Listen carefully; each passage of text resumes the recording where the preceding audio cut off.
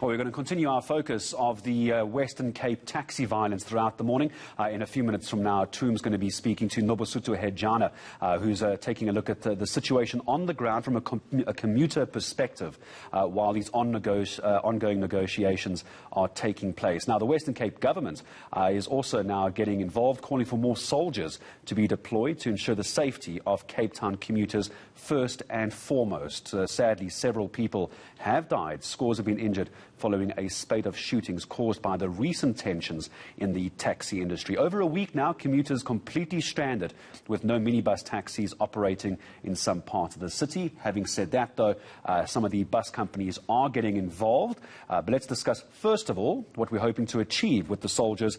Western Cape Province Premier Alan Winde joining us. Premier Winde, good morning. Thanks for your time here on eNCA this morning. So a call for soldiers to come in. Is this now the end of the road? Is this the best we can do?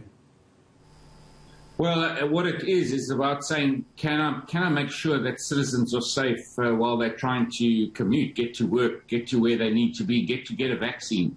And that's obviously my first priority. The MEC, Minister Dalen Mitchell, along with Minister Mbalula and the taxi industries are sort of facilitating this space that they can find agreement.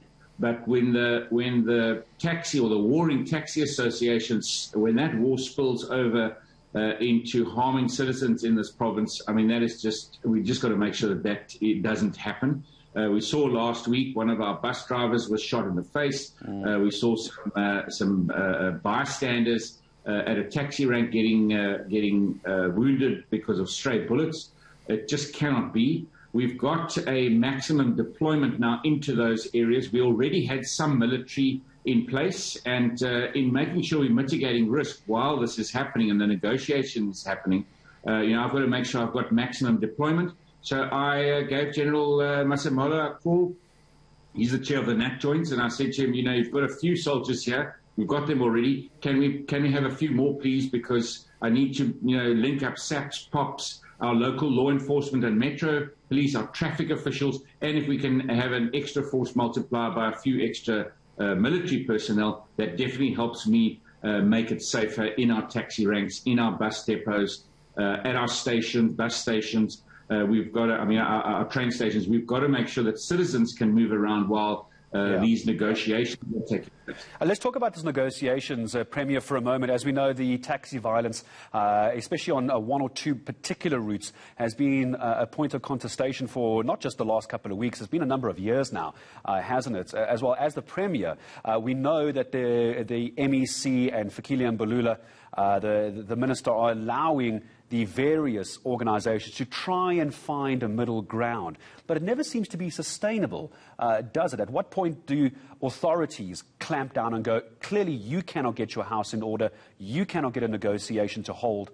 At what point do you guys, as government, step in and tell them this is how we're going to now do it? So the Section 91 that we've already applied for, that is one of those tools or levers, which actually then stops them in toto operating on those routes and closes down those ranks. That's the one blunt tool that we've got. But I think, as you say, you're correct. I mean, the number of deaths in this clash between Carter and Cadetta is now in the region of 80, and that's this year alone. So, I mean, this is ongoing. We also see it year after year when there's elections of new leadership at the taxi associations.